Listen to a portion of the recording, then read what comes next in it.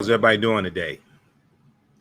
Hotep, hey, this is Michael Imhotep, founder of the African History Network, host of the African History Network show. I'm a talk show host, researcher, lecturer, writer, and historian. So it is Saturday, July 16th, 2022, and we are live. This is class number 9 of Ancient Kemet, the Moors, and the Maafa, understanding the transatlantic slave trade, what they didn't teach you in school. This is class number 9 of Ancient Kemet, the Moors, and the Maafa, understanding the transatlantic slave trade, what they didn't teach you in school. So this is normally it's a 10-week online course that I teach, and normally I teach this at my online school. But this time around teaching this is going to be 12 weeks.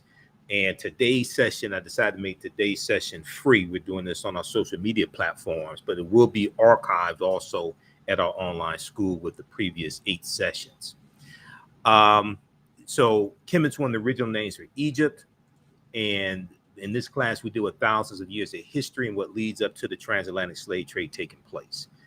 So can everybody hear me okay? I want to make sure everybody can hear me okay. Everybody share this broadcast on your social media platforms. Invite your friends to tune in. You're going to learn a lot in this class, okay? And you can register for the full 12-week online course. We have the link here in the thread of the broadcast, and it's on sale $60, regularly $130. So we have the information there. So the class I asked on Tuesday, I think it was, the class we did Tuesday, we talked about Hannibal Barca. We talked about the Battle of Cannae in 216 BC, and we talked about Hannibal fighting against the Romans, and we talked about the Punic Wars, things like this. We dealt with all that class number 8. Okay, so when you register for the class, if you miss class number 8, you can go back and watch it in its entirety. All right, and we talked about why Africa is not named after Publius Cornelius Scipio Africanus. That's just blatantly false. No. Africanus means belonging to Africa. You reference Cassell's Latin English dictionary or any Latin English dictionary. Africanus means belonging to Africa. And he takes his surname after the Battle of Zama in 202 BC, where he defeats Hannibal Barca. And we know that Africa, the prefix Afri, as Dr. Eric Clark talked about in African People and World History, pages 14 and 15. That referred to were Black African people in Algeria and Tunisia. Tunisia used to be called Carthage. Okay, so no, Africa was not named after Publius Cornelius Scipio Africanus. I want to make sure everybody can hear me all right, and you can register for this full. There's going to be a 12-week online course. We have the information here in the thread of the broadcast and also at our website, AfricanHistoryNetwork.com. And we do the sessions live. All the sessions are archived and recorded. You can go back and watch it anytime. Okay. So let me know if I'm coming through okay, if you can hear me all right. So last class, we also talked about 2 African empires that Europeans and Arabs tried to claim as their own. 2 African empires that Europeans and Arabs tried to claim as their own. Carthage was one of them, the Carthaginians, who were descendants of the Phoenicians. Carthage was one of them, but also another one was Numidia. Okay, and so we talked about Numidia last class as well, and Numidia existed from about 200 C to I forgot what it was, 200, let's see, Media is 200 BC to 202 BC to 6 BC. The Media existed, okay, and that was in northern Africa, in the the territory that they Algeria, in that territory.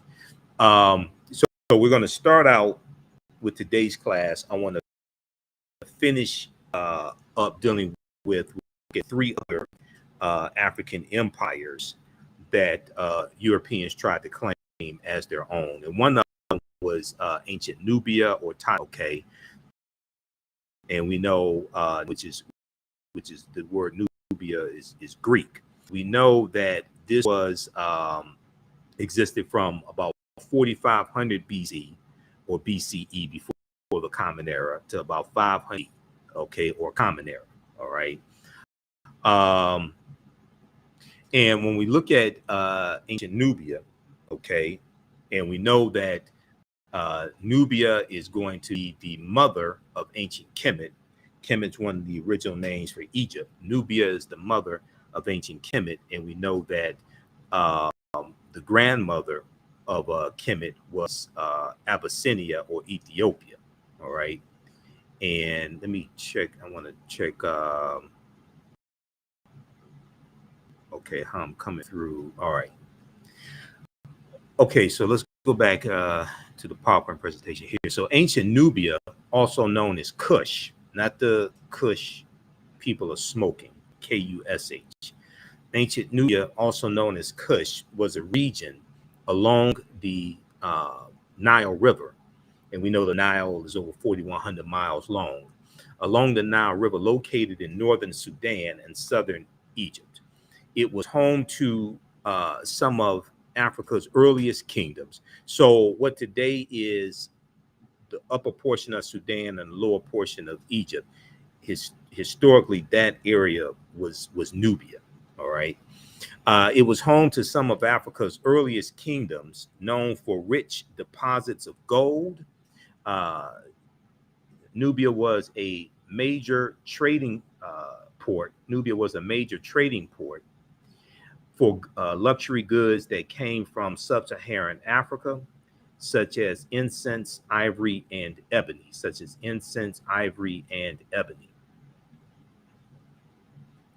All right, let's continue.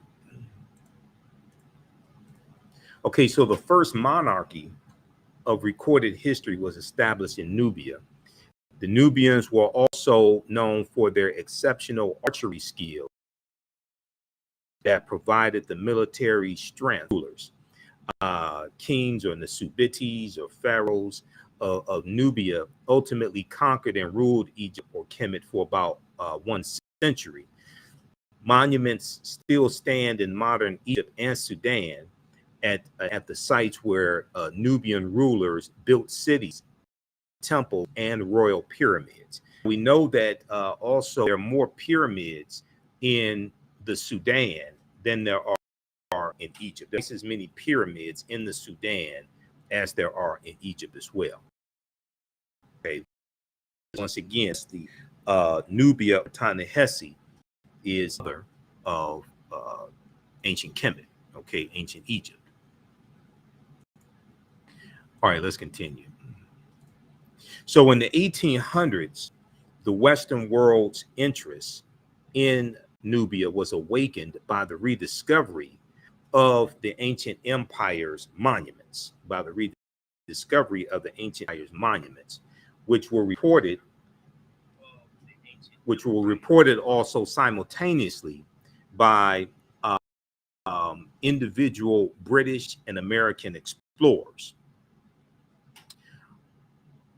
Many of them found it difficult to credit indigenous Africans for building such a civilization. Thing with ancient Kemet as well. They found it hard to European and some Africans as well, some African Americans, but Europeans found it hard to believe that African people could build a civilization like that and can be advanced in technology, advanced in science, agriculture, etc. Okay, so they said that these were Europeans who did this, or these were brown-skinned Caucasians, or in some cases they're saying aliens came down and built the pyramids because Europeans can't figure out how the pyramids were built. So you have all these excuses that are given trying to rob African people of this greatness. Okay, so in the 1800s, the Western world's interest in Nubia was awakened by the rediscovery of the ancient empire's monuments, which were reported almost simultaneously by individual British, French, and American explorers. Many of them found it difficult to credit indigenous Africans for building such a civilization. Now, during the 1840s, German Egyptologist Carl Richard Lepsius, who lived from 1810 to 1884, he asserted confidently that the Greek term Ethiopian, when referring to the ancient civilized people of Kush, did not apply to Negroes. Now, Ethiopian, Ethiops is Greek, referring to sunburnt, referring to the complexion of those Africans. Okay, so you have Europeans trying to say, oh, because at one time, what we call Africa, that was also referred to as Ethiopia. So you have some European archaeologists, etc., trying to say, oh, well, the term Ethiopian doesn't refer to Negroes. So he confidently asserted that Greek term Ethiopian, when referring to the ancient civilized people of Kush, did not apply to Negroes. It was used to describe reddish-skinned people closely related to the Egyptians who belonged to the Caucasian race. All right. So you had some, and Tony Browder deals with this in Nile Valley Contributions to Civilization. You had some anthropologists who said that the ancient Egyptians were brown-skinned Caucasians, all types of excuses trying to say they're anything but Black African people, because they could not have built something like this. And then at the same time, if you acknowledge they built this, well, you were enslaving their descendants also.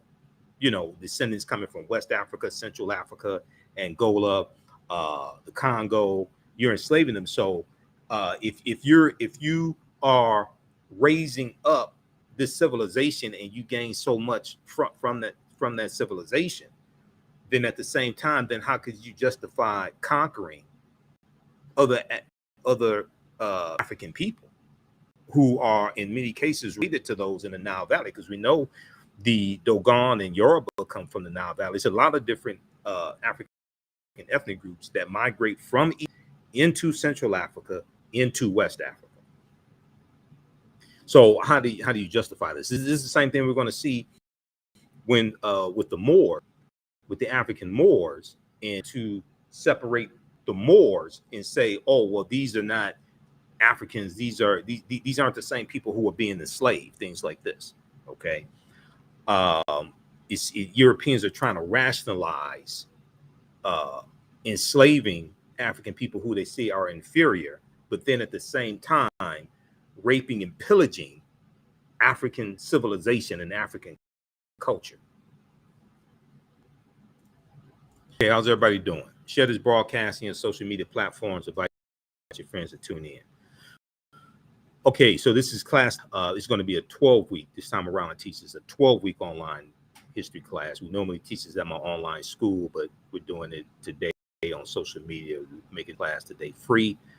Ancient Kemet, the Moors, and the Maafa for understanding the transatlantic slave trade, what they've been teaching in school. You can still register for this 12-week online class. It's on sale $6, regularly $130. It's live. All the sessions are archived and recorded. So as soon as you register, you can go back and watch the previous 8 sessions. And a couple of them, my allergy was really bothering me. So we had to cut those short. My allergy, I'm allergic to pollen. This has been a very, very bad pollen season. So my allergy is much better. It's much better now than it was a couple of months ago. It's 6 weeks ago or so. It's much better now. Okay, let's continue. And then this session, this will be archived at the online school. Those who register for the class, this will be archived with the other classes also.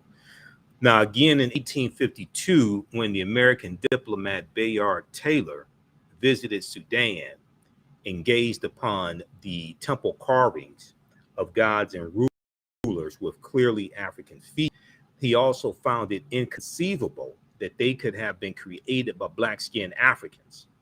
Rather, he asserted, echoing Lepsius, they must have been created by Egyptians or immigrants from India or Arabia, or an offshoot of the white race, They're trying to do anything they can to say that these were not African people. It's similar to when the Italians are defeated by the Ethiopians at the Battle of Ottawa. Okay, the Battle of Ottawa in 1896, and we've talked about this before. And the Italians told the world that the Ethiopians were Europeans because they did not want to admit that they were defeated by African people. Okay, how many people are familiar with the Battle of Ottawa? This is an article here from blackpast.org. Blackpast.org is one of the sources we use in the class. This deal with tons of articles and excerpts from books, things like this, video clips, etc. This is the binder for the class here. This is the binder that I use as reference for articles, things like this, and then there's some books that we read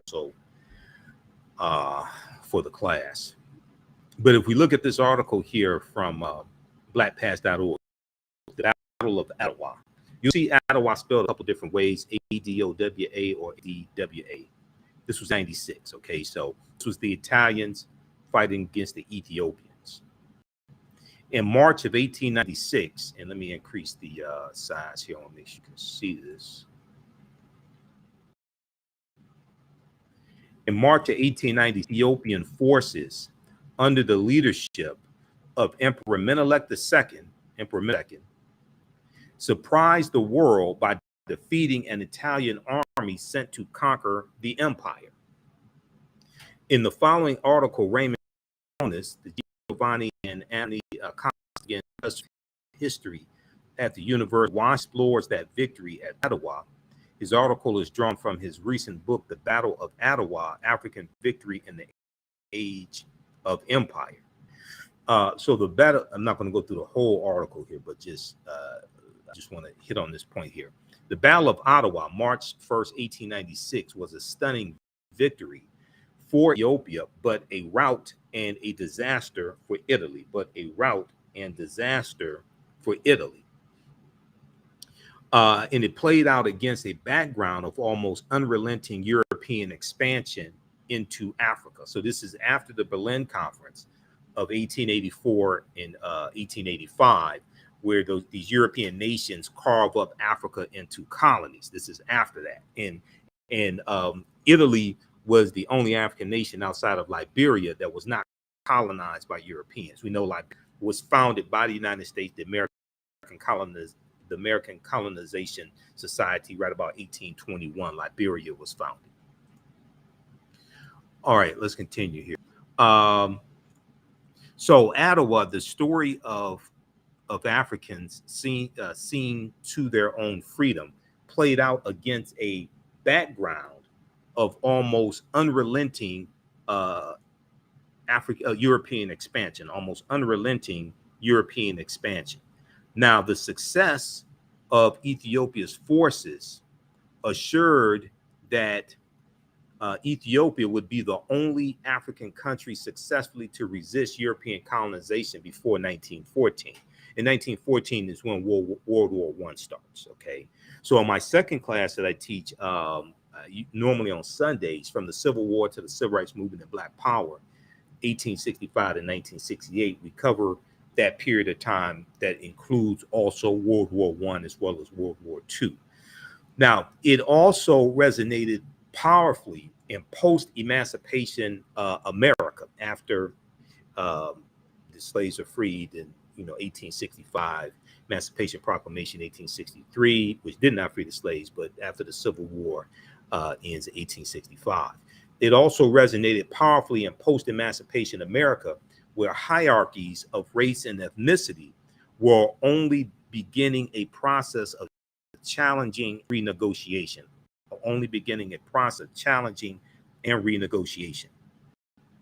So this was 1896 in Ottawa. This is the same year as Plessy versus Ferguson, U.S. Supreme Court case, 1896 as well, which really solidifies the Jim Crow laws. All right. Now, Italian interest in East Africa dates from 1869, when the opening of the Suez Canal transformed the commercial and strategic significance of the Red Sea coast. An official Italian presence did not begin until they established themselves at the Red Sea port of Maafa in 1885, at which the Italians began to move up into what are now the Eritrean highlands. Okay, and we know Eritrea is right near Ethiopia. Now, Ethiopian commanders sought to halt the Italian advance with notable success, but the Italians artfully played on rivalries among Ethiopian leaders. By 1890, the Italians had secured control over significant territory west and south of Maafa. They announced the creation of the colony of Eritrea with a capital at Asmara. Now, the Italians continued to push westward into Sudan, that we just talked about, Sudan, and southward toward the northern Ethiopian province of Tigray. In late 1894, Ras Mangasha, the ruler of Tigray, used the pretext of war against the dervishes to mobilize forces to resist Italian incursions. In a series of victories in early 1895, the Italians defeated Mangasha's forces. They pushed Mangasha deep into northern Ethiopia, establishing fortified positions in Tigray and Agame provinces, vastly expanding the territory under Italian control. Okay, now to skip through some of this here, in September 1895, Emperor Menelik II, king of the southern province of Shoa, called the population of Ethiopia to arms. He began to lead a massive force of some 100,000 men northward to Italian-occupied territories. Through late 1895 into early months of 1896, Emperor Menelik II led a brilliant campaign that forced the overextended Italians to fight on his terms by threatening to outflank the Italian forces and threaten Eritrea. Menelik maneuvered into a position that left their supply lines exposed. Okay, he maneuvered the Italians into a position that left their supply lines exposed, vulnerable to a population that was now turning against the occupiers. All right, so skip through, make a long story short. By the afternoon of March 1st, 1896, Italian forces were in a desperate, panicked retreat back toward Eritrea. Victory at Ottawa sealed the unification of Ethiopia and solidified Emperor Menelik II's claim to the title of emperor. Europeans and European Americans interpreted this story of Ottawa and the Battle of Ottawa in different ways. For some, it was an opportunity to discredit Italy militarily. For some, it was an opportunity to discredit Italy militarily. For others, it was important to advance the view that the Ethiopians were not black. This is what Italy was telling the world. Ethiopians were not black because they didn't want to admit they got their behinds beaten by African people. For others, it was important to advance the view that the Ethiopians were not black, thus explaining away the significance of white and European defeat. Ethiopian victory secured independence for more than a generation. It also assured Ethiopia's status as a beacon throughout the African diaspora. And we know that when World War II comes along, and when Italy invades Ethiopia again, Dr. John Henrik Clarke talks about this in the documentary A Great and Mighty Walk. A Great and Mighty Walk. You had African-American men in this country who wanted to enlist in the army and fight on behalf of Ethiopia to fight against the Italians. Okay, and the U.S. government wouldn't let them do it, but Italian Americans were allowed by the U.S. government to go and enlist in the Italian army, okay, and fight on behalf of Italy. Okay, so another one of these African empires that Europeans try to claim as their own is Great Zimbabwe.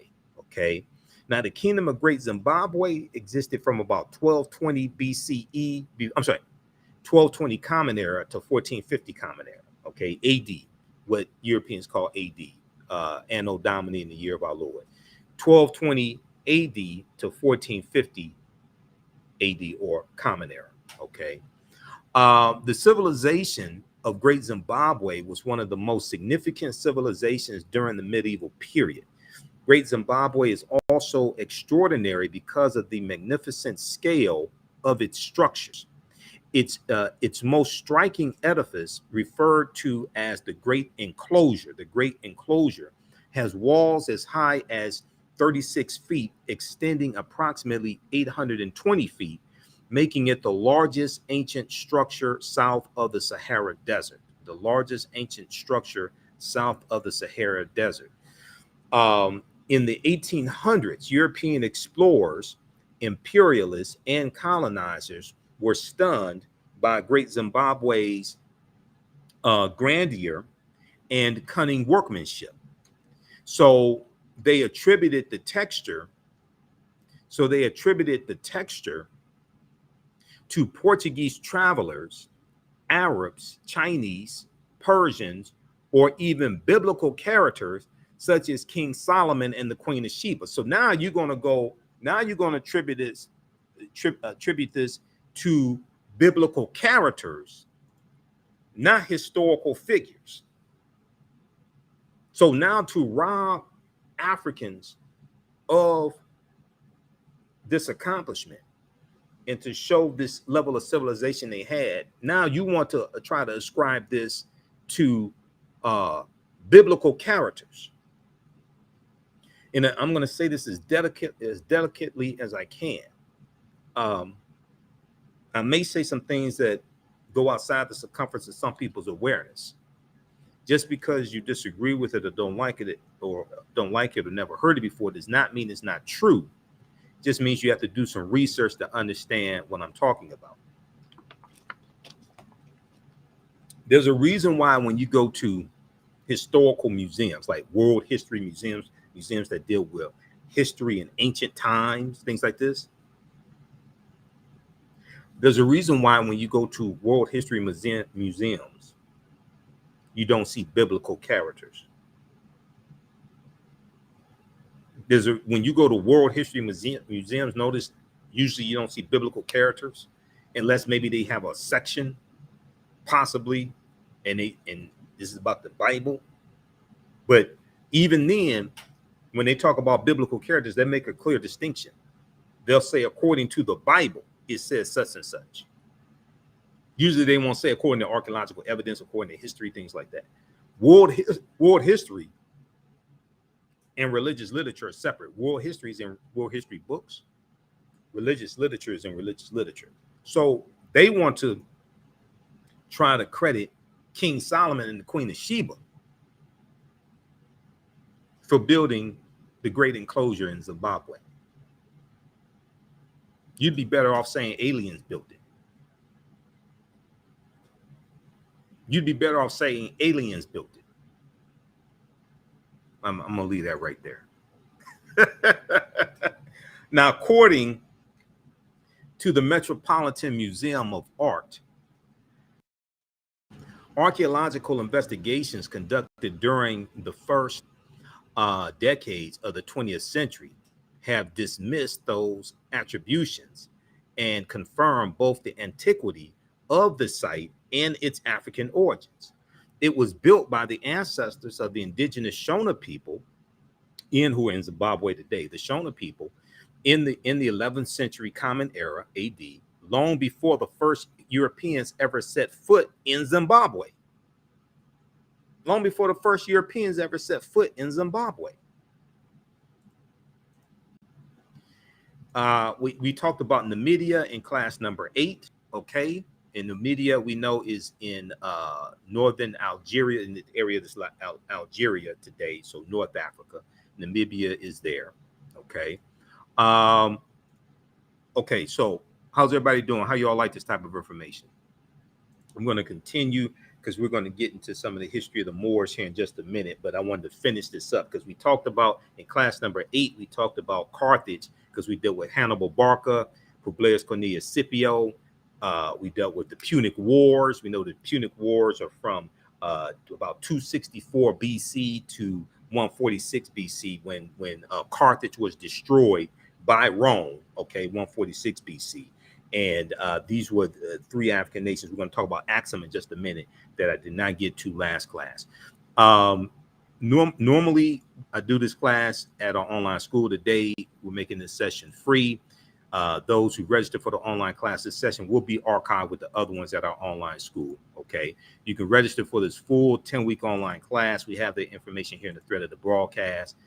The class is going to blow you away. If you like this type of information, you're going to be blown away by the full class. This time around, we're going to do 12 sessions instead of 10 because there's so much information that I have to get to and have done.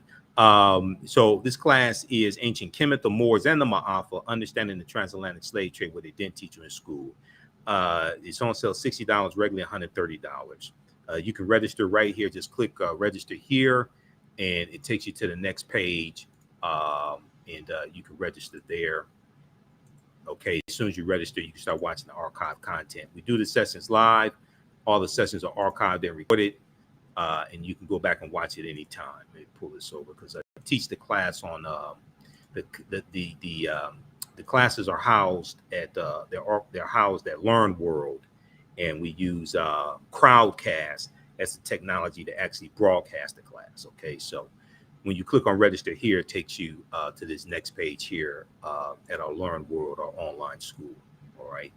Okay, so you can register for that. And then we have a bundle pack where you can register for both classes for only $100. The classes are regularly $130 each. But you can register for both classes for $100. And there's some bonus lectures you get from me in digital format also. The second class that I teach is from the Civil War to the Civil Rights Movement and Black Power, 1865 to 1968. I teach that normally on Sundays, 2 p.m. to 4 p.m. Eastern Standard Time. We did a special session of the class actually Thursday, this past Thursday, July 14th. I did a special session of the class because I didn't teach it last weekend. I was at an event last weekend or something, I think it was. So we did a special session Thursday. Okay, so we have the information here in the thread of the broadcast, so you can register for the classes now, and you can register for the course bundle also. All right, let's continue. So the Axam is the next African empire that Europeans tried to claim as their own. Europeans and Arabs tried to claim as their own. Now, Axam existed from about 100 Common Era to 940 Common Era, or AD, what Europeans call AD. So the kingdom of Axam was a powerful Ethiopian Eritrean empire located in northern Ethiopia and Eritrea. It developed this power by controlling the Red Sea trade routes. Axam was ruled by the Negus Negast, the kings of kings. Okay, under King Azana, Axam was the most powerful empire in Northeast Africa, and in 350 Common Era, it sacked the Nubian kingdom of Meroe. Now, in the latter part of the 4th century, Axam invaded the southern part of the Arabian Peninsula and occupied Yemen from 335 to 370. At its height, Axam included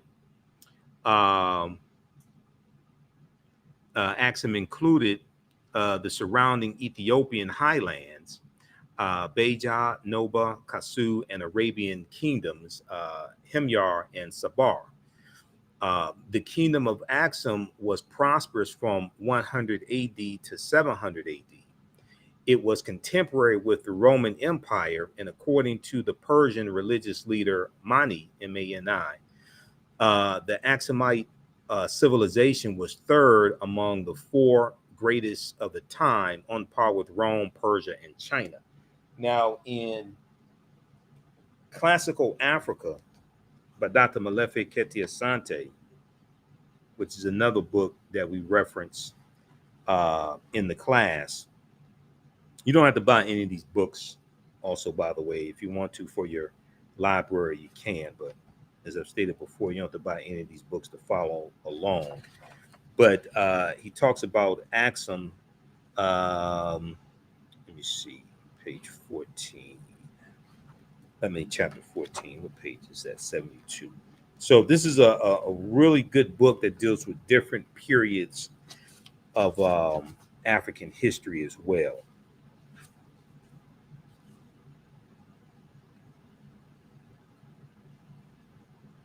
Okay, so starts page 72. He deals with glorious Axum. The Axam Empire rose around 220 Common Era in the African country, which is called Ethiopia today. Axum, like Egypt, grew up around a river. The Blue Nile starts in Ethiopia as a powerful nation.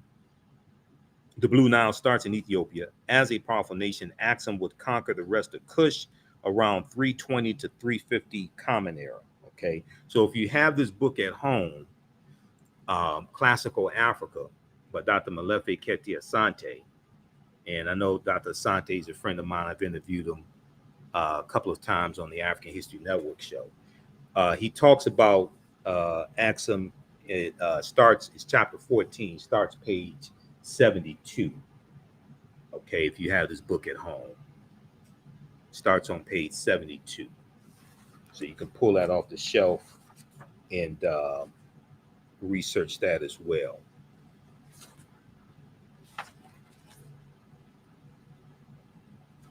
He goes on to talk about Axum's gift to the world, page 79.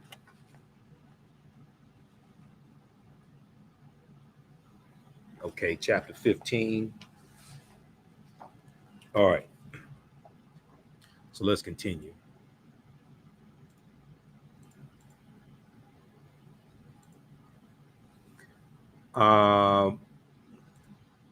All right, so the Axumite civilization was third among the four greatest of the time, on par with Rome, Persia, and China. A theory about the origins of Axum was that it was founded by the Semitic-speaking Sabians who crossed the Red Sea from South Arabia, which is now modern-day Yemen, in South Arabia. However, scholars now agree that Sabian influence was negligible, and kingdom was founded. The Axum kingdom was founded by indigenous Africans. So they're always trying to rob us of our accomplishments and achievements. Even going back into ancient times, we see this. When we deal with civilizations from ancient times, we see they're trying to, and even today as well, trying to rob us of accomplishments and achievements. All right, I want to go to. I was talking to Professor Kabahai Watakamene one day. Well, I actually called him. He's one of my teachers, but I called him. I've interviewed him a number of times on the African History Network show. But I wanted to ask him about information dealing with the origins of the term America.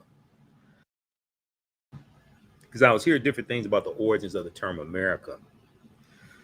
And he referenced the book Fulcrums of Change by Jan Carew.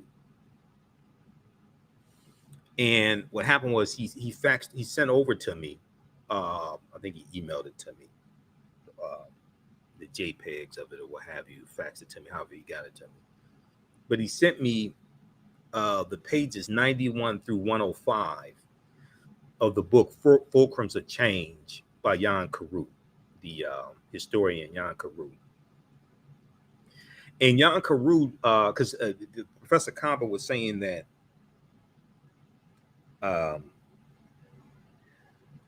Amerigo Vespucci, the Italian explorer Amerigo Vespucci, he was saying that his real name was not Amerigo, it was Iberigo Vespucci. And that Iberigo Vespucci comes in contact with a group of Black African people in Nicaragua that called themselves the Los Amarisques. And they lived near a mountain called Sierra Amarique. So they call themselves Los Amarisques. And is these people, these African people in Nicaragua who Iberigo Vespucci comes in contact with, and he changes his name from Iberigo to Amerigo. All right. So Professor Kaba told me about this. Then he sent over these pages from the book Fulcrum of Change, and I read through those pages. And Jan Carew goes deep into the history and the etymology of the word America. He talks about Iberigo Vespucci changing his name, all of this. So I interviewed Professor Kaba on the African History Network show, February 3rd, 2016. We dealt with the origin of the word America. If you go to our website, go to our new website, theafricanhistorynetwork.com. AfricanHistoryNetwork.com is our old website. But if you go there, if you go to AfricanHistoryNetwork.com, it will forward you to, it'll redirect you to our new website, theafricanhistorynetwork.com, and click on listen to podcast right on the homepage where it shows the information dealing with the radio show. Click on listen to podcast, and you can go back in the audio podcast of the African History Network show back to February 3rd, 2016. You can listen to that show. Now, the Noah Webster Dictionary, 1828 edition, the Noah Webster Dictionary, if you look up the word American, okay, if you look up the word American, it'll tell you that an American, the noun, is a native of America. And it'll tell you that the word American, American, American, originally applied to the Aboriginals or copper-colored races found in the Americas by Europeans. It originally applied to the Aboriginal or copper-colored races found in the Americas by Europeans, but now applied to the descendants of Europeans born in America. So as we talked about earlier in the course, and we dealt with information from Dr. David Imhotep, who wrote the book, The First Americans Were Africans, Documented Evidence. And we talked about the Khoisan, and the Khoisan have the oldest DNA on the planet. And we talked about the discovery by Dr. Albert Goodyear from 2004 in Allendale County, South Carolina, which documents an African presence in this country going back at least 51,700 years ago. These are the Khoisan, who are the ancestors to the Ainu and the Twa, and they go all around the world, and they were here as well. And we know that Dr. Albert Goodyear and his team in 2004, they found artifacts, architecture, campsites, carvings, Egyptian writings, footprints in lava, genetic and 174D haploid groups dealing with DNA and genetics, linguistics, paintings, skulls, skeleton structures, and tools. They found 13 different types of evidence that documented African presence here in this country going back at least 51,700 years ago. We know there's evidence of Khoisan in South America going back at least 56,000 years ago, but it could possibly go back as much as 100,000 years ago. When you look at the article from the New York Times and some recent research that came out over the past few years, we talked about this a few classes ago. So this is Dr. Albert Goodyear here as well. in the article from ScienceDaily.com. New evidence puts man in North America 50,000 years ago from November 18, 2004. And we talked about the Khoisan last class, okay?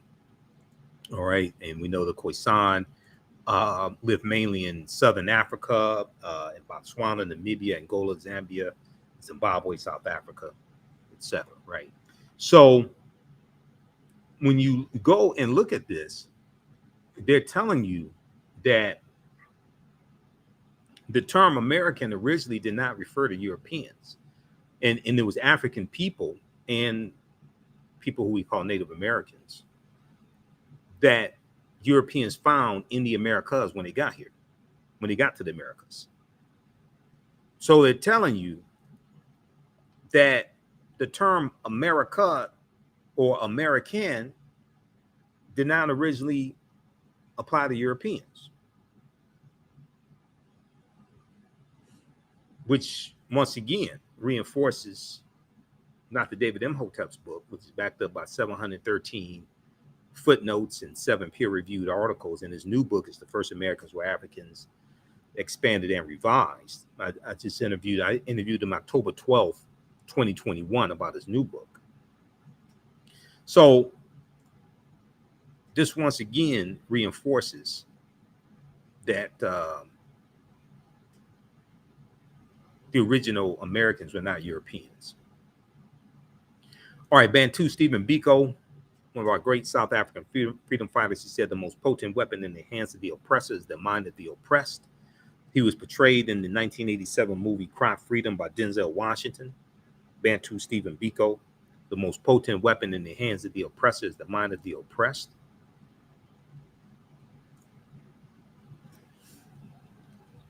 All right, now we're going to get to this part here, deal some with the Moors, and we'll continue that in the next class. There's a part I need to get to first before we get to that, because that gets into 711 AD.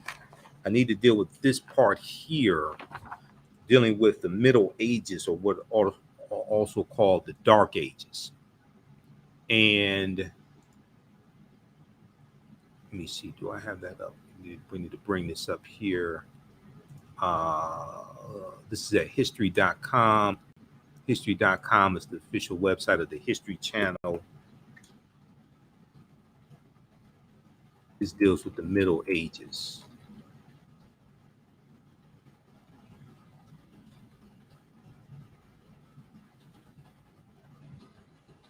Let me bring up this article here.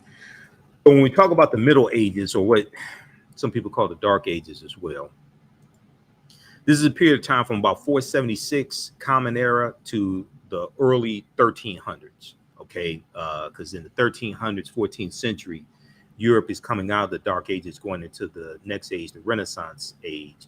And we know it's going to be the teachings that the Moors take into Europe that bring Europe out of the Dark Ages. And everything we taught Europeans came back to kick us in the behind.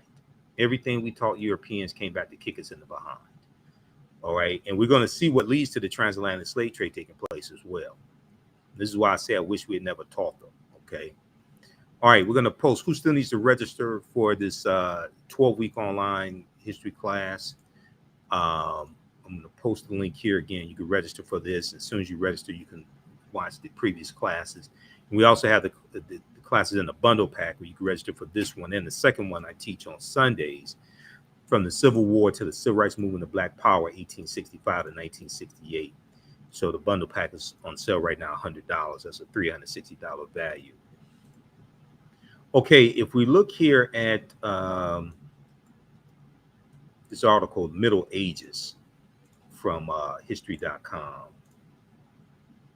People use the phrase Middle Ages to describe Europe between the fall of the Roman Empire, 476 AD, and we talked some about the fall of the Roman Empire, the western portion of the Roman Empire. We talked some about that last class.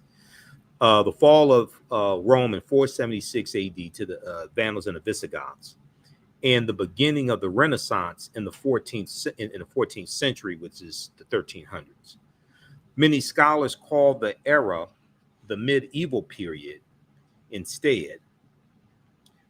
Middle Ages, they say, incorrectly implies, Middle Ages, they say, incorrectly implies that the period is an insignificant blip sandwiched between two much more important epochs, okay, or periods of time.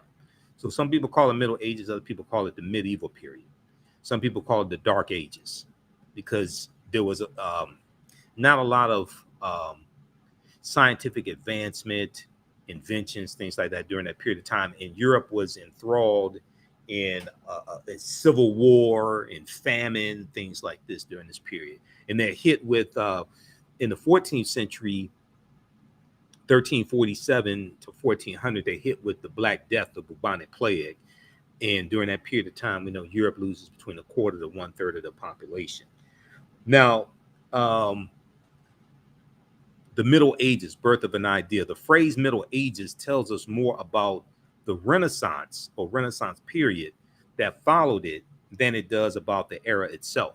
Starting around the 14th century, European thinkers, writers, and artists began to look back and celebrate the art and culture of ancient Greece and Rome. Celebrate the art and culture of ancient Greece and Rome. Now, a lot of that art and culture was influenced by ancient Kemet also, by the way.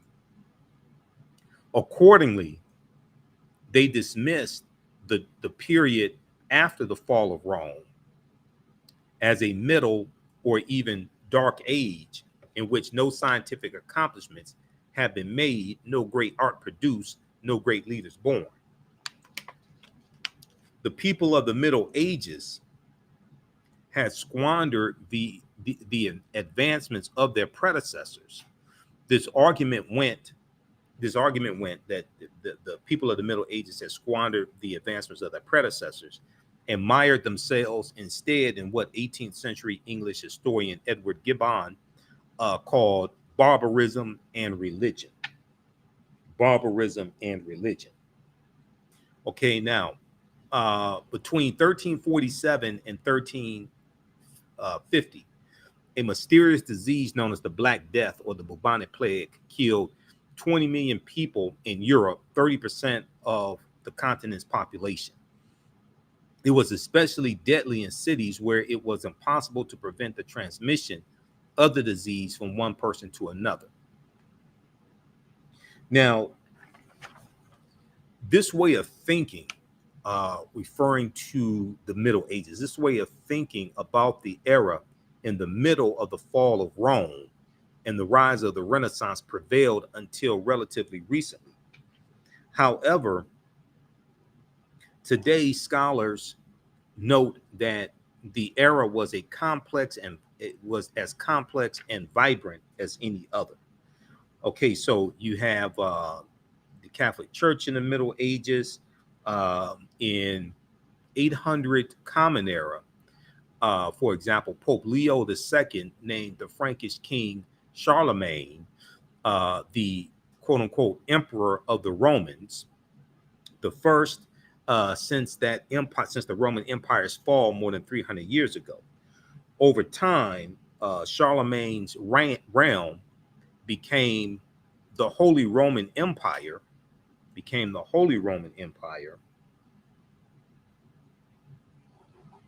one of several political entities in Europe whose interests tended to align with those of the church. Ordinary people across Europe had to tithe, T-I-T-H-E, tithe 10% of their earnings each year to the church. They ain't tithe 10% each week. They tithe 10% of their earnings each year, not each week. I'll leave that right there. At the same time, the church was mostly exempt from taxation. These policies helped it to amass a great deal of money and power,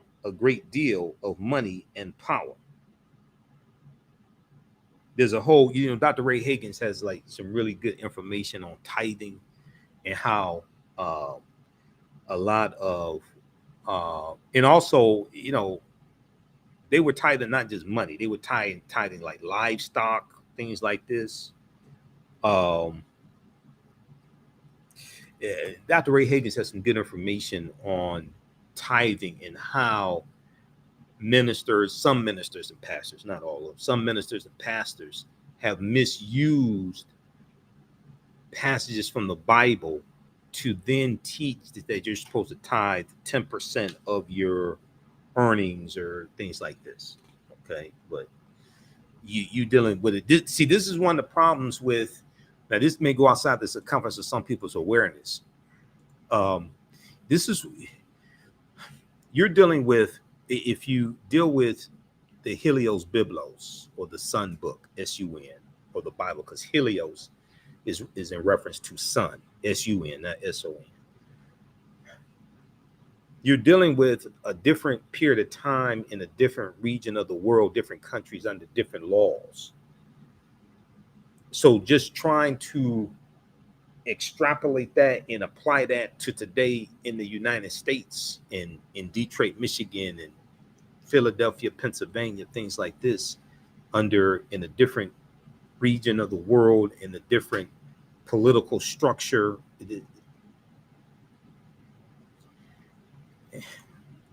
it's different. It's totally different. But okay. The Middle Ages and the rise of Islam. So meanwhile, the Islamic world was growing larger and more powerful.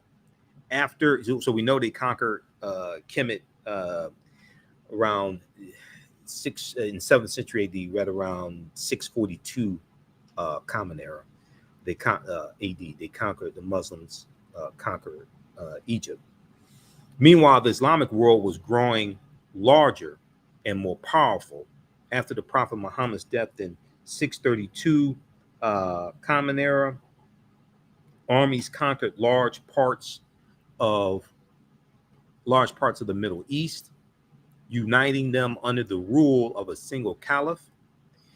At its height, the medieval Islamic world was more than 3 times bigger than all of Christendom, the Christian world, all of Christendom. At its height, the medieval Islamic world was more than 3 times larger than all of the Christian world. Now, under the caliphs, great cities such as Cairo, Baghdad, and Damascus fostered a vibrant intellectual and cultural life. Poets, scientists, and philosophers wrote thousands of books on paper, a Chinese invention that had made its way into the Islamic world by the 8th century. Okay, now we know that type of paper may have been a Chinese invention, but we know that in the Nile Valley region of Africa, hundreds of years before that, they were using what was called papyrus, which was a form of paper as well, okay, developed from trees, papyrus, okay, Papyrus, papyrus. Now, scholars translated Greek, Iranian, and Indian texts into Arabic. Inventors devised technologies like the pinhole camera, which existed long before the daguerreotype camera, with the daguerreotype invented by John daguerreotype in the mid 1820s or so, right around 1826. This was an early form of the camera, the pinhole camera. Soap, windmills. So inventors devised technologies like the pinhole camera. And let me go, okay, right here. Like the pinhole camera, soap, windmills, surgical instruments, and early flying machine, and the system of numerals that we use today. Because like 0 is an Arabic numeral. Okay, so the system of numerals that we use today. And religious scholars and mystics translated, interpreted, and taught the Quran and other scriptural texts to people across the Middle East. Okay, so then you have the Crusades as well, that we'll talk about next class, because that gets into 11th century Common Era, 1096 AD. Because next class we'll talk about the Crusades, and we'll talk about Christopher Columbus and the African Holocaust, slavery, and the rise of European capitalism by Dr. John Henry Clark. Toward the end of the 11th century, the Catholic Church began to authorize military expeditions or crusades to expel Muslim, quote unquote, infidels, what they called infidels, from the Holy Land. Crusaders who wore red crosses on their coats to advertise their status believed that their service would guarantee the remission of their sins and ensure that they could spend all in eternity in heaven. Okay, it would guarantee. They believed that their service, and these were called the poor knights of Christ. They're later going to be called the Knights Templar, when the Knights Templar are founded around 1118 Common Era. Okay, they're going to be called the Knights Templar and become very powerful. We'll talk about that more next class, because we'll get into the Crusades next class. Believed that they believed that their service would guarantee the remission of their sins and ensure that they could spend all eternity in heaven. Now, they also received more worldly rewards, such as papal protection from the Pope, protection from the Catholic Church, papal protection of their property, and forgiveness of some kinds of loans and payments. We know it's going to be, the Crusades began in 1095 AD, when Pope Urban II summoned a Christian army to fight its way to Jerusalem, and continued on and off until the end of the 15th century. In 1099 Common Era, armies captured Jerusalem from Muslim control, and groups of pilgrims across Western Europe started visiting the Holy Land. Many of them, however, were robbed and killed as they crossed through Muslim-controlled territories during the journey. Around 1118 AD, a French knight named Hugues de Payens created a military order along with 8 relatives and acquaintances that became known as the Knights Templar. The Knights Templar. And they won the eventual support of the Pope and a reputation for being fearsome fighters. The fall of Acre in 1291 AD, or Common Era, marked the destruction of the last remaining Crusader refuge in the Holy Land, and Pope Clement V dissolved the Knights Templar in 1312 Common Era. Okay, so we'll talk more about the Knights Templar and the Crusades next class. Okay, and then you have the Black Death, the Bubonic Plague, that hits the first the first wave of it. Basically is going to be like 1347 to 1350, but it's going to hit on and off from 1347 to 1400, the Black Death. Okay, so that's a brief synopsis of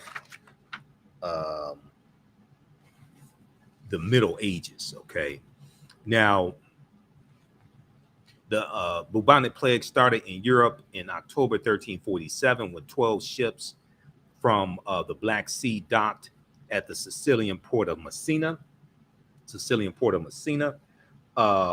Most sailors aboard the ships were dead.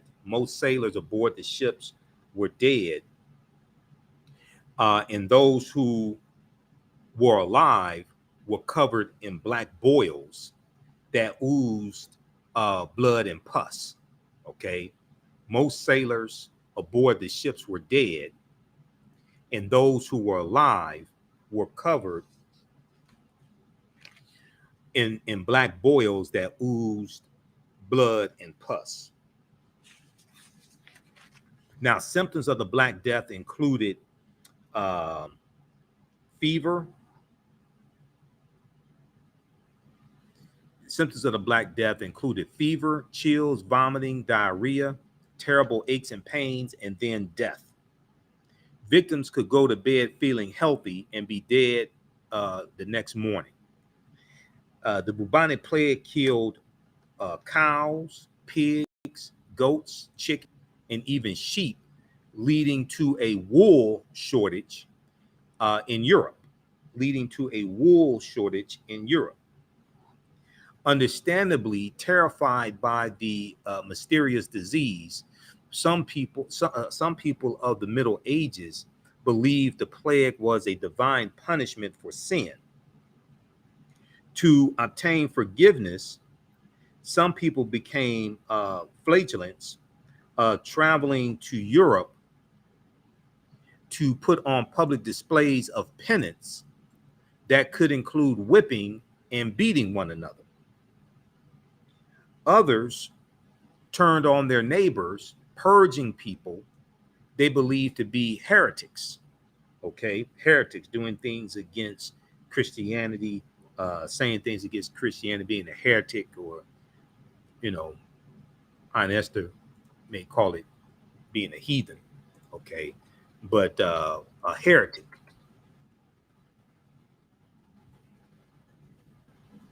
So others turned on their neighbors, purging people they believed to be heretics. Thousands of Jews were murdered between 1348 and 1349, while others fled to less populated areas of Eastern Europe. Today, scientists know that the Black Death, the Bubonic Plague, was caused by a bacillus called Yersinia pestis, which travels through the air and can also be contracted through the bite of an infected flea. And this is what I was watching a video. They think that happened. They think a flea bit like a rat or something like that, infected the rat, and then the rat bites humans or something, and then it spreads. Now, when we look at the Middle Ages economics and society, in Middle Europe, rural life was governed by a system scholars call feudalism. And we'll talk about this. We'll talk about the feudalistic system more next class when we get into the Crusades in Dr. John Henrik Clarke's book, Christopher Columbus and the African Holocaust, Slavery and the Rise of European Capitalism, because he references that. So we'll talk about this more in that class, because that plays, the feudalistic system comes into play when we deal with the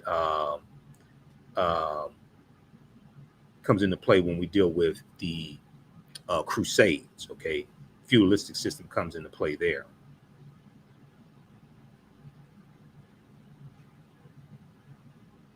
All right, let's continue. So how you all like this type of information?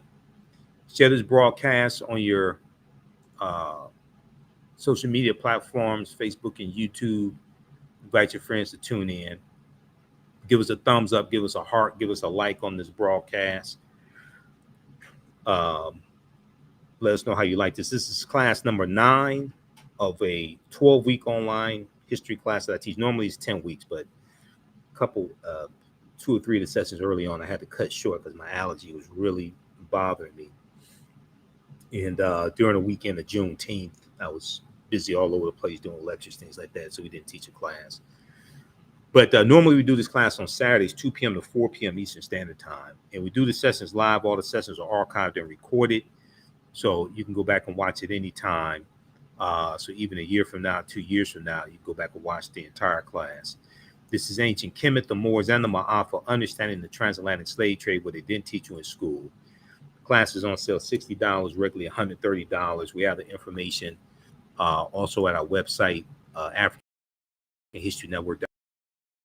Have the link and the information to the broadcast, so you can ready for it, and you can go back and watch the previous classes and join us next week for next class. But if you visit our new website, theafricanhistorynetwork.com, theafricanhistorynetwork.com. We have the information here for the online class, Ancient Kemet, the Moors, and the Maafa, Understanding the Transatlantic Slave Trade.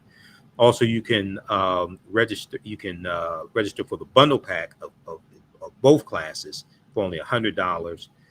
And if you've taken any of my online classes in the past, email us at ahnshow@africanhistorynetwork.com, ahnshow@africanhistorynetwork.com. Okay, you get 50% off on the bundle pack. The class I teach on Sundays normally it's normally 2 p.m. to 4 p.m. Eastern Standard Time. Normally on Sundays. We won't be teaching on the 17th. I won't teach it on the 17th because I'm at an event all day. The second class I teach is from the Civil War to the Civil Rights Movement and Black Power, 1865 to 1968. Okay, and we start in 1803 with the Louisiana Purchase, and we deal with history from 1803 through 1968. We deal with what leads up to the Civil War taking place. We deal with Reconstruction, 1865, 1877. We deal with Jim Crow era, World War I, World War II, Civil Rights Movement, Black Power Movement, and the Great Migration. Great Migration was 1915 to 1970. Okay, so we deal with all that in that second class. And it's the same format. We do the sessions live. All the sessions are archived and recorded. You can go back and watch that class anytime as well. So a year from now, 2 years from now, you can go back and watch these classes in their entirety. All right. So in medieval Europe, real life was governed by a system scholars call feudalism. In a feudal society, the king granted large pieces of land called fiefs to noblemen and bishops. Landless peasants, known as serfs. So you hear about the serfs and the lords. Landless peasants, known as serfs, did most of the work on the fiefs. They planted and harvested crops and gave most of the produce to the landowner. Kind of reminds you of sharecropping. In exchange for their labor, they were allowed to live on the land. They were also promised protection in case of enemy invasion. Okay. Now, during the 11th century AD, during the 11th century, however, the feudal life began to change. Agricultural innovations such as the heavy plow and three-field crop rotation made farming more efficient and productive. So fewer farm workers were needed, but thanks to the expanded and improved food supply, the population grew.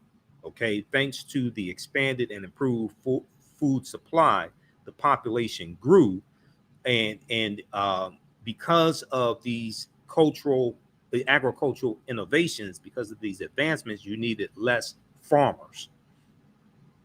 As a result, more and more people were drawn to towns and cities. Meanwhile, the Crusades had expanded trade routes to the east and given Europeans a taste for imported goods such as wine, olive oil, and luxurious textiles. As the commercial economy developed, port cities in particular thrived. Port cities in particular thrived. By 1300 AD, there were some 15 cities in Europe with a population of more than 50,000 people. In these cities, a new era was born, the Renaissance era. Okay, the Renaissance era.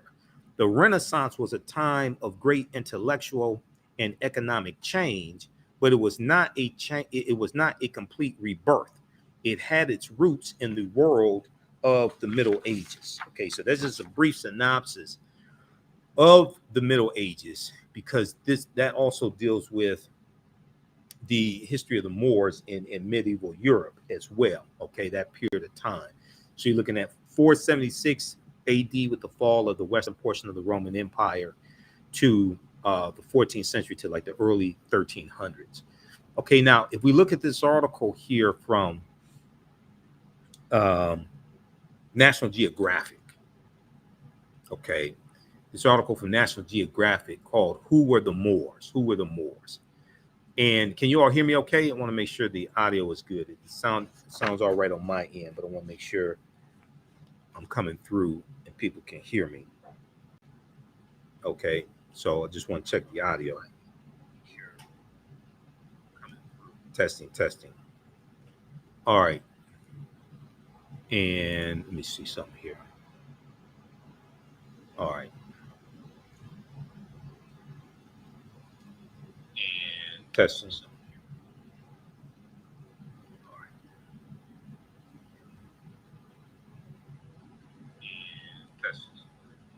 Okay, let's continue here. I just want to test that because I have the air conditioning running here in the office, so I just want to make sure you all can hear okay.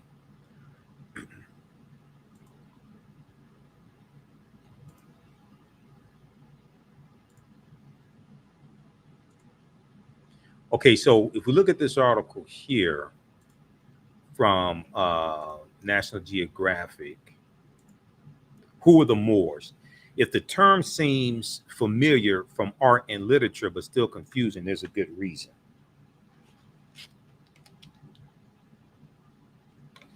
So if the term Moor seems familiar but confusing, there's a reason. Though the term can be found throughout literature, art, and history books, it does not actually describe a specific ethnicity or race. So the Moors were predominantly African people, but you're going to have like tawny Moors. Um, you're going to have some Arabs who get classified as Moors as well. So it does not specifically denote a race. And we're going to get deeper into this here in just a minute. Instead, the concept of Moors has been used to describe alternatively the reign of Muslims in Spain, Europeans of African descent, and others for centuries. Derived from the Latin word marus, M-A-U-R-S, the term was originally used to describe Berbers and other people from the ancient Roman province of Mauritania. Now, you may see Mauritania spelled M-A-U-R-I or M-A-U-R-E because when you reference Golden Age of the Moor,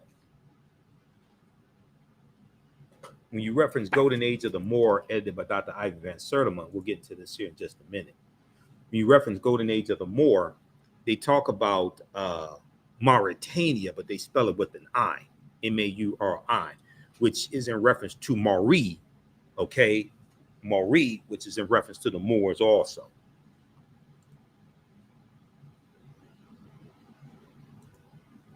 Okay, so derived from the Latin word marus, the term was originally used to describe Berbers and other people from the ancient Roman province of Mauritania in what is now North Africa. Over time, it was increasingly applied to Muslims living in Europe.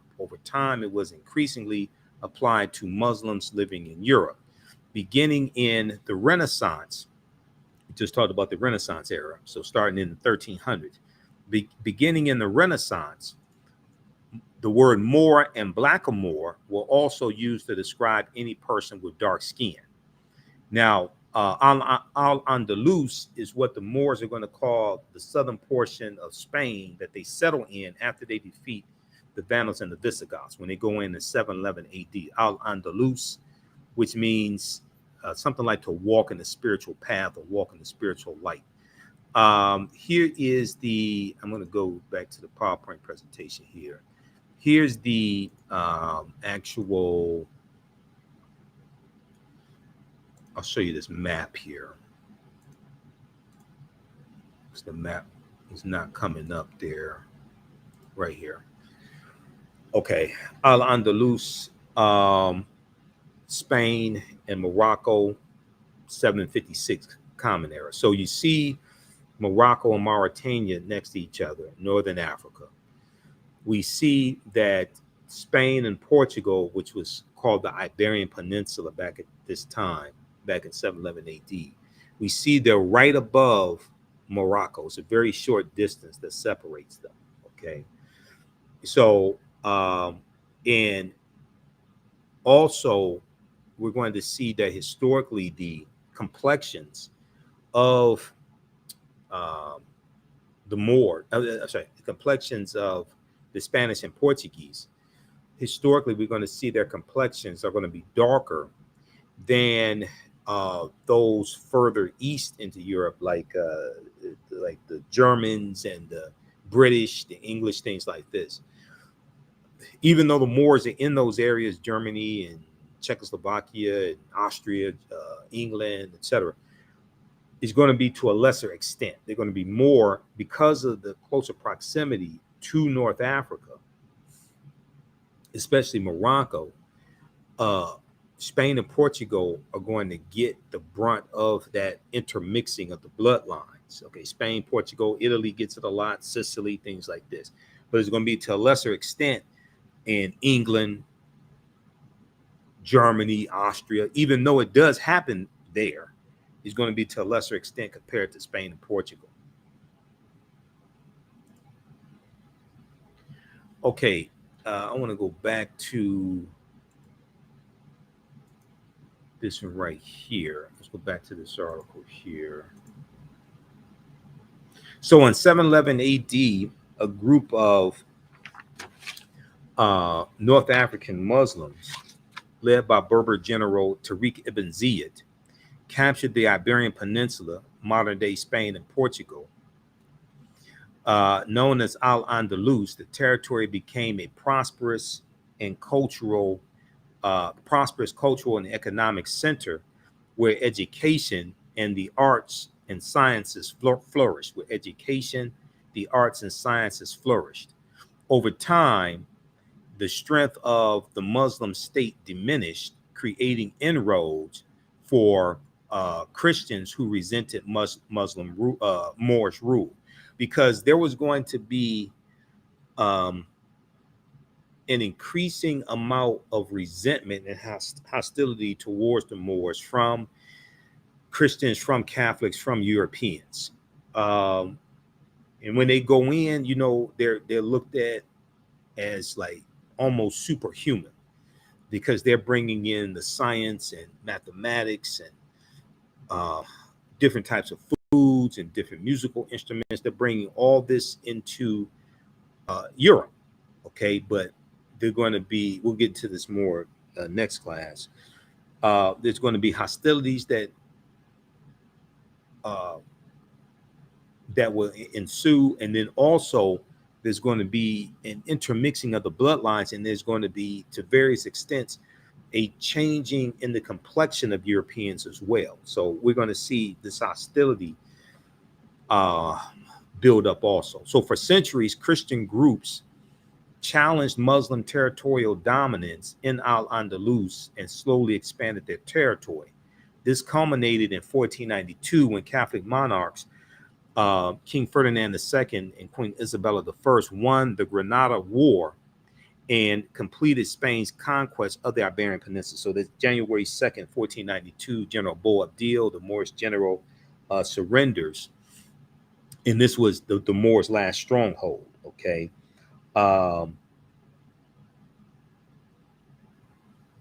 This was the Moors' last stronghold. Now we know August 3rd, 1492, Christopher Columbus is going to set sail on his first of 4 voyages on the Nina, the Pinta, and the Santa Maria. This is going to be later in the same year that the Moors lose control of their last stronghold, and later in the same year. So what's known as the Reconquista is going to be completed with the Reconquista is going to be completed with the defeat of the Moors, okay, in 1492. The Reconquista is the effort of, in Spain, is the effort of these Europeans to take back control of these territories that the Moors have conquered. The Reconquista, the reconquest. Okay, so that is completed in 1492. It starts in about 722 Common Era. the Reconquista. So for centuries, Christian groups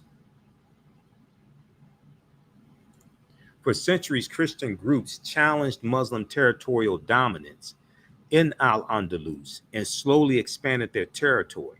This culminated in 1492 when Catholic monarchs, King Ferdinand and Queen Isabella, won the Granada War and completed Spain's conquest of the Iberian Peninsula. Eventually, the Moors were expelled from Spain. And we know that some Moors are going to flee. We know some Moors are going to be conquered and enslaved, and they're going to be taken into these Spanish colonies that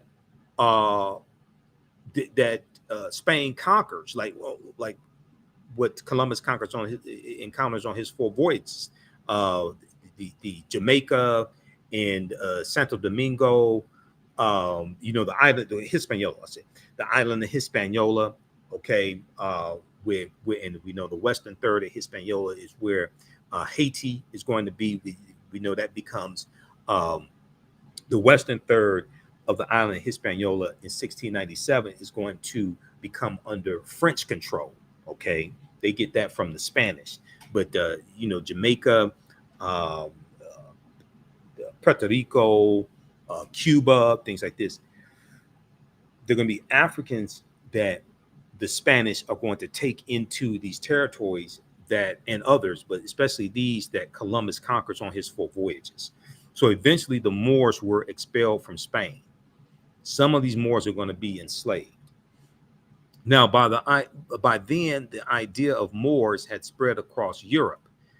Moor, M-O-O-R, came to mean anyone who was Muslim or had dark skin. Occasionally, Europeans would distinguish themselves. Occasionally, Europeans would distinguish between black Moors and white Moors. Now, one of the most famous mentions of Moors is in Shakespeare's play, The Tragedy of Othello, the Moor of Venice. The Tragedy of Othello, the Moor of Venice. Its titular character is a Moor who serves as a general in the Venetian army. Hold on just a second. Who serves as a Moor in the Venetian army.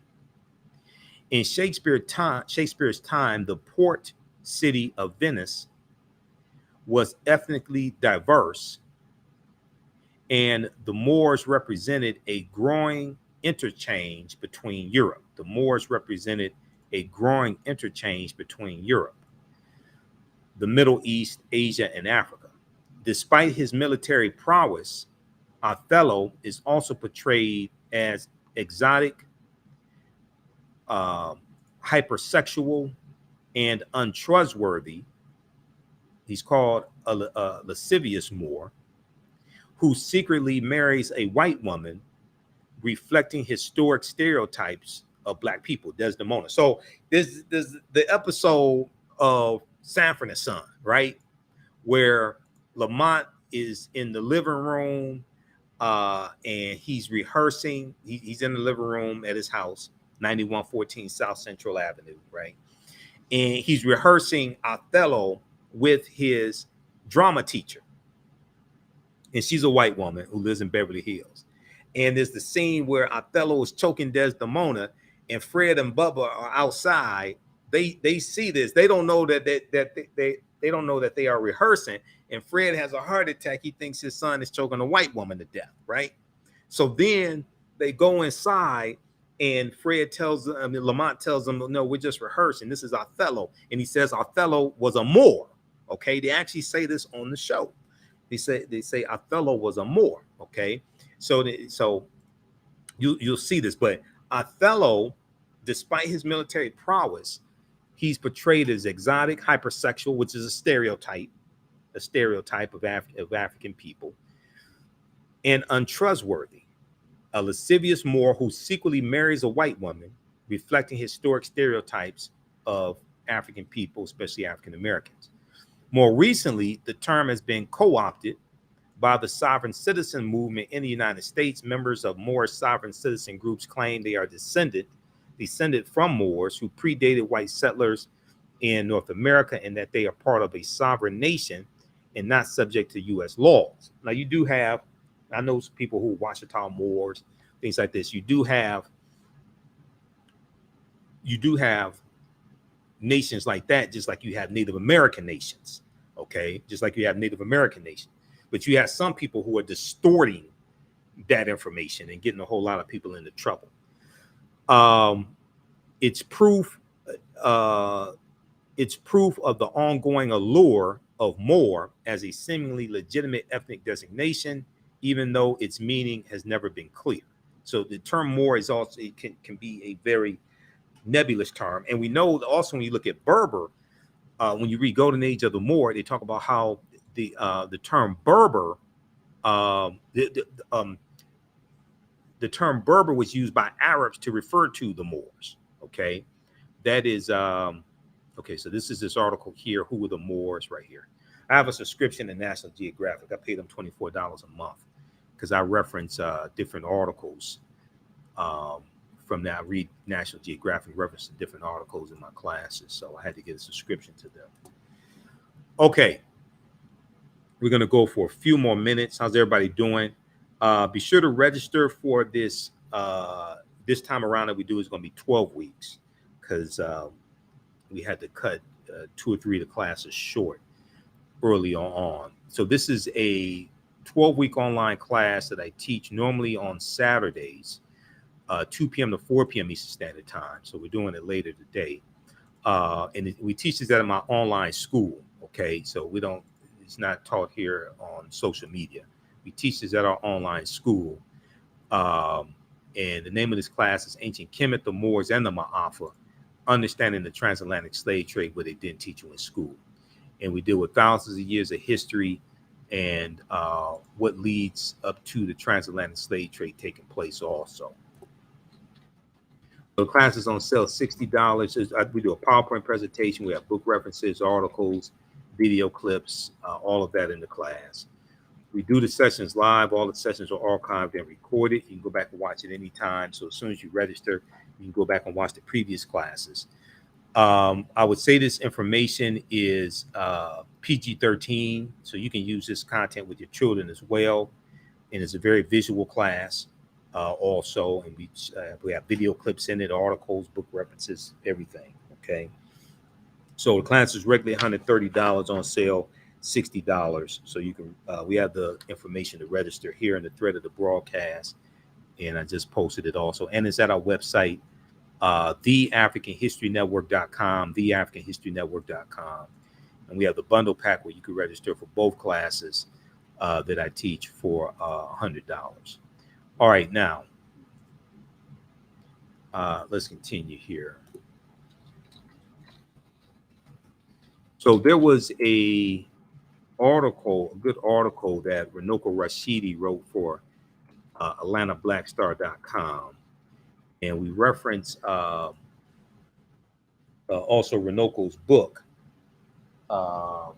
Black Star: The African Presence in Early Europe. So we reference in the class, we reference Golden Age of the Moor, edited by Dr. Ivan Van Sertima, and Runoko Rashidi has an essay in this book as well. Also, Dr. Jose Pimenta Bay has an essay in this book. Dr. Jose Pimenta Bay is a brilliant scholar and historian, and he's a brilliant scholar when it comes to the history of the Moors. He was one of my first interviews I did in 2010 when I started the African History Network show. He was one of my first interviews. He used to teach classes on the history of the Moors at Temple University. Then he moved over to Berea College in Kentucky. Okay, so I had to get in contact with them. We're Facebook friends. I need to get in contact with them to interview him again. But this is Black Star: The African Presence in Early Europe by Runoko Rashidi. We know Runoko passed away August 2nd, 2021 while he was in Egypt.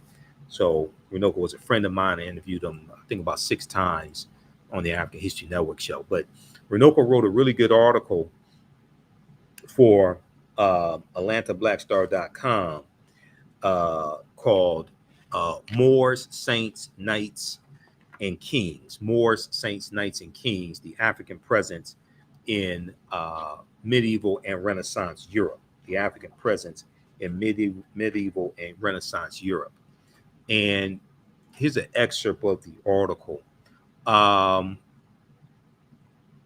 The study of the African presence in history, whether in the African diaspora or Africa itself, is a richly rewarding endeavor. In this study, we realize that slavery alone is not African history. Slavery alone is not African history, and that African history is everybody's history. The history of African people, Black people, is rich and comprehensive, inspiring, and often little known.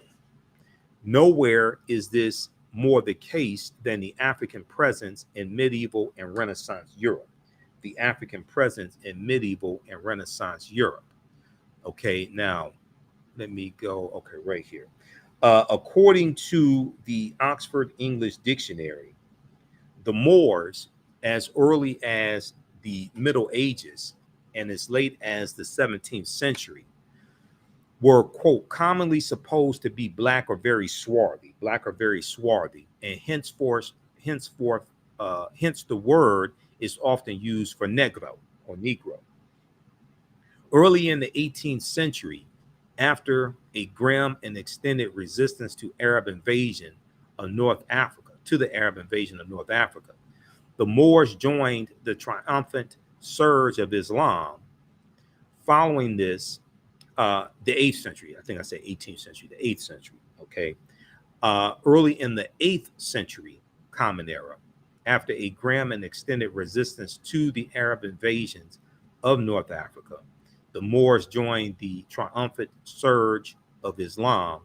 Following this, they crossed over from Morocco over to the Iberian Peninsula, which today is called Spain and Portugal, where their swift victories and remarkable feats soon became the substance of legends. So this goes back to, he said, crossed over from Morocco over to the Iberian Peninsula. So this goes back to the map that I showed you from about 756 Common Era, Al-Andalus, Spain, and Portugal, and we see Morocco and Mauritania. We see how close Morocco is to Spain, Al-Andalus. All right, now,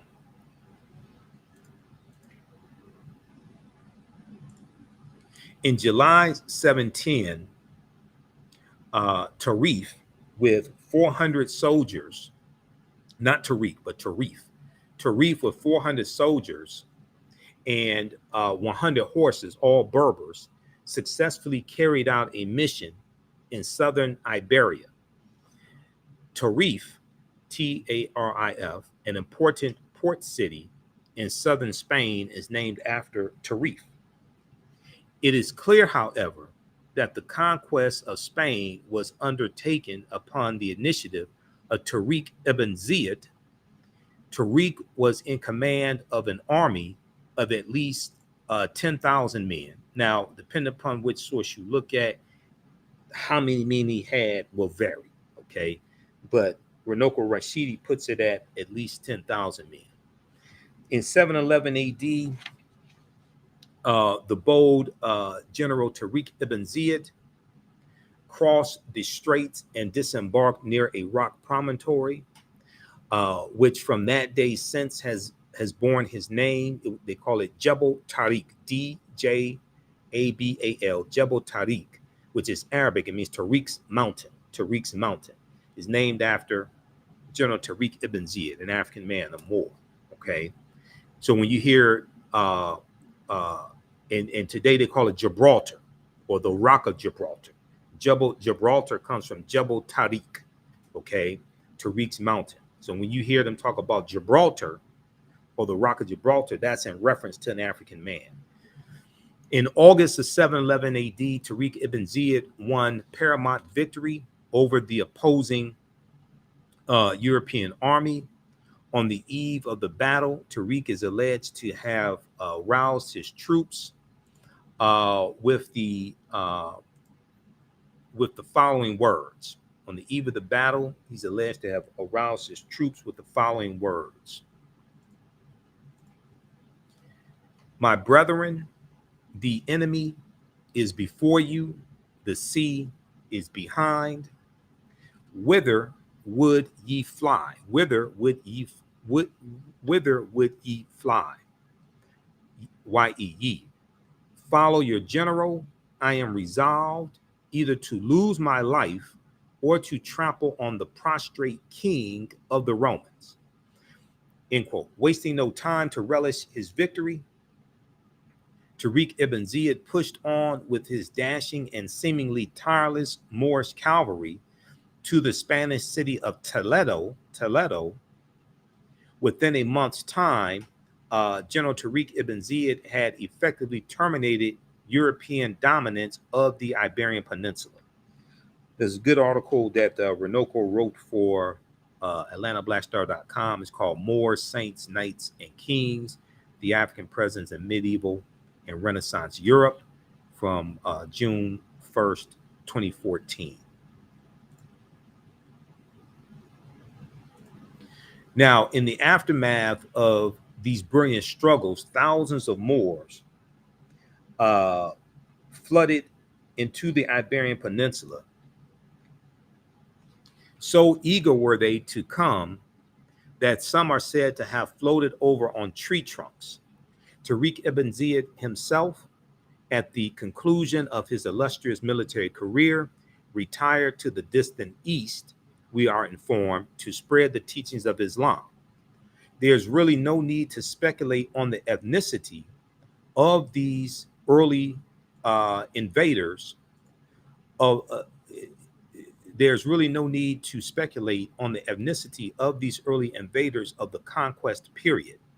Primary Christian sources relating to the conquest, particularly the Primera Chronica, General of Alfonso X, make the following observation regarding the Moors. Their faces were black as pitch. The handsomest among them was as black as a cooking pot. Their faces were black as pitch. The handsomest among them was as black as a cooking pot. Now, if we go to, let's see, we go back to this. So who, referring to the question again, who are the Moors, or who were the Moors? The Moors' ancestors were known as the Garamontes. The Garamontes were a Black African people living in North Africa. Hannibal Barca was Garamonte. Okay, we know the Carthaginians, descendants of the Phoenicians, these were all Garamontes, as well as St. Augustine. George G.M. James, in the book Stolen Legacy, he said that the Moors were the custodians of the ancient Egyptian mystery system. And these teachings are going to bring Europe out of the Dark Ages or out of the Middle Ages, okay? And then you can also reference the article that we already referenced from National Geographic, Who Were the Moors? Who were the Moors? Now, the origin of the word Moor. What is the origin? What's the etymological derivation of the word Moor? The word Moor is derived from the Greek word maros, M-A-U-R-O-S, which literally means black or a very dark color. You'll also see the word maras, M-A-U-R-U-S. Now, the Romans adopted the word and called them Mari, M-A-U-R-I. The Mari were a Northwest African people who were very dark-skinned, The Romans will refer to the region of Northwest Africa as Mauritania. They spell it M-A-U-R-I, Mauritania. Mauritania is Latin and means the land of the black-skinned people, the land of the black-skinned people. You'll also see the word Marish, which is Latin as well, Marish. And then the Latin word maras, M-A-U-R-U-S, that's derived from the Greek word maros, M-A-U-R-O-S. Okay, this is all in reference to the Moors. Now, Romans later adopt the word as a reference for the black-skinned inhabitant. They later adopt the word Mauritania as a reference for the black-skinned inhabitants. They encountered. I'm sorry. They'll later adopt the word Maori as a reference for the black-skinned inhabitants they encountered in Africa. So you can read pages 527 and 187 of Golden Age of the Moor, edited by Dr. Ivan van Sertima. They go through it and break this down and deal with some of the etymology of the word Moor as well. Now, variations of the word Moor, we see in Spanish, Marino, M-O-R-E-N-O, Marino, which means dark complexion, now meaning brunette or dark hair. We see Mora, which is Spanish, originally a Moorish woman, now means blackberry, not BlackBerry the smartphone that they just discontinued, but blackberry the fruit. Page 7 of Golden Age of the Moor talks about this, Mora in Spanish, which originally meant a Moorish woman, now it means blackberry the fruit. In Italian, Mora means blackberry. In French, Morasad means dark skinned or blackamoor. And in French, Morelan in French means black grape. Okay, so these are all references to the Moors and variations of the word Moor. You can also see to a certain extent the impact of the Moors in a country or something like that by the words that are used as well. This is all reference to the Moors. Now, page 40 of Before the Mayflower by Lerone Bennett Jr., page 40 in chapter 2. He says that they're laying out this history here in the United States and how when the early European settlers come, they don't have codified slave laws here in the U.S. Even in 1619, when those 20 and odd Africans on the White Lion pirate ship come into Point Comfort in Virginia, the codified slave laws don't exist in any of the 13 colonies. But they're talking about the names that were used to denote what we call different races of people at this time, okay? And how what we call white people were not classified as white back at this time in the early 1600s in what we would call 13 colonies, okay? So this is page 40 of Before the Mayflower by Lerone Bennett Jr. And let me see something here. Let me just 1 second here.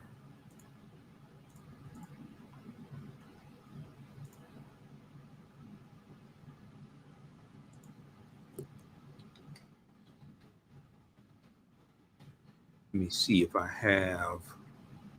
scanned this. I want to see if I have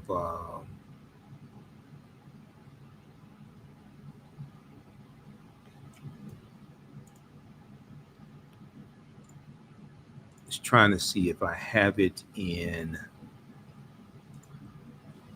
a PDF format.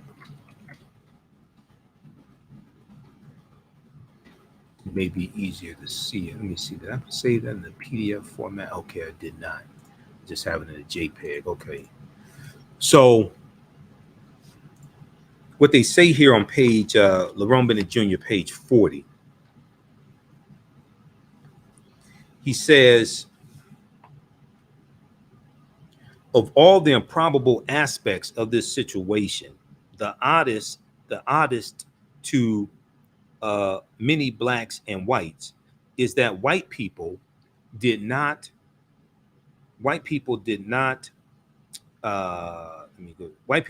seem to know that they were white. It appears from surviving evidence that the first white colonists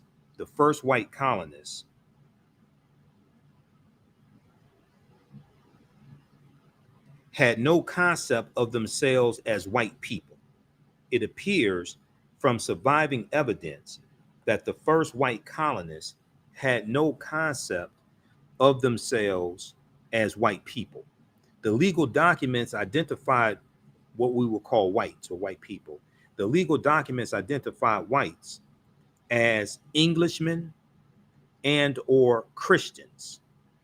The word white, with its burden of arrogance and biological pride, developed late in the century. So they're talking about the 17th century.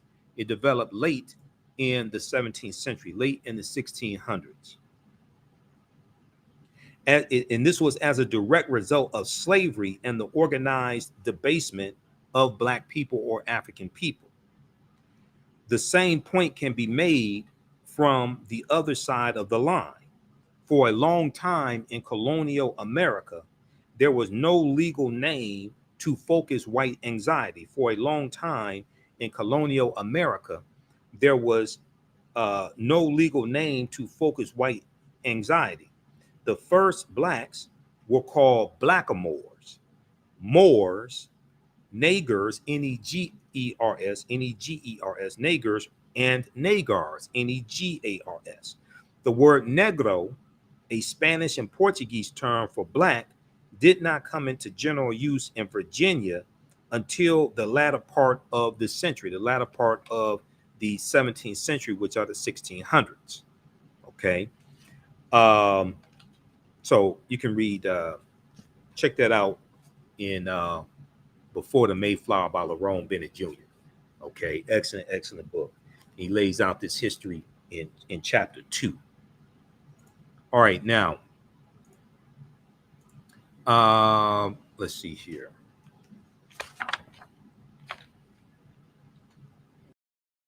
We leave off. Okay, we did that before the Mayflower, Middle Ages. All right, so we're gonna wrap up. We're gonna wrap up with this today. Hopefully, you learn. How'd you all like this type of information? Give us a thumbs up. Give us a like. Give us a heart on this broadcast. Did you learn anything from this class session today? This is class number 9. Normally, this class is 10 weeks. This time around, it's going to be 12 weeks. Normally, we teach this at our online school. Don't teach this on social media. It's at our online school. As soon as you register for this 12-week class, you can go back and watch the previous sessions. We do the sessions live. All the sessions are archived and recorded. You can go back and watch it anytime. The class is regularly $130. It's on sale $60 right now. And you can go and let's see here. I just posted a link here for it. It's in the thread of the broadcast. Also, if you go to our website, our new website, theafricanhistorynetwork.com, theafricanhistorynetwork.com. The information is right here on the homepage of the website as well. Okay, don't worry about which date it is. I update it for each class basically, but we have the information here. You click register here. It takes you to the next page, and it takes you to our online school on which is at Learn World. Okay, and just click right here to enroll. As soon as you enroll, you can start watching the content. And then you can also register for the class that I teach on Sundays as well, from the Civil War to the Civil Rights Movement and Black Power, 1865 to 1968. Okay, so if you like these classes, you can register for them. This helps support the African History Network. This helps us keep doing the research, stay on the air, keep broadcasting the African History Network show, pay some of the bills, etc. Keep doing the research.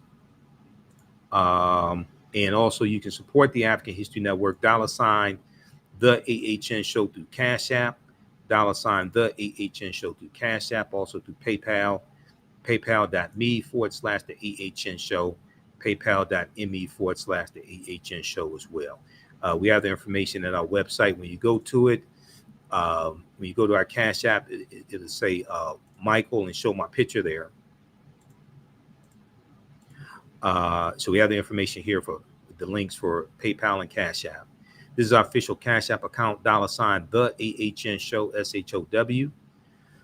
When you go to it, it'll say Michael and show my picture there. These other ones here are fake African History Network Cash App accounts. Okay, so that's not us, and there's some other fake ones out there that I've identified, and I've alerted Cash App to them, and I'm trying to get them shut down. Okay, Cash App launched an investigation a couple of months ago, so I'm trying to get these fake African History Network Cash App accounts shut down. All right, so and we'll listen to our radio show Sundays 9 p.m. to 11 p.m. Eastern Standard Time, the African History Network show. The information is at our website as well. We're on 9:10 a.m. Superstation WFDF, and we also broadcast here on Facebook and YouTube. You can listen live on iHeartRadio. Download the iHeartRadio app, search for 9:10 a.m. WFDF, and you can listen to all the shows, all the radio shows on 9:10 a.m. You can listen live or 9:10 a.m. WFDF on your AM dial.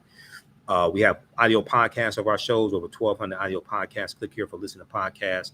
And also, you can search for the African History Network show on iHeartRadio, because we're on iHeartRadio, Google Podcasts, Stitcher, Castbox, FM Player, TuneIn, iTunes. We're on about 9 to 10 different audio podcast platforms. Search for the African History Network show. Okay, so hopefully you learned a lot today. You can register for the online class. And remember, right now, it's correct. Wrong behavior is not over till we win. We'll talk to you next time. Peace. Thanks for joining us.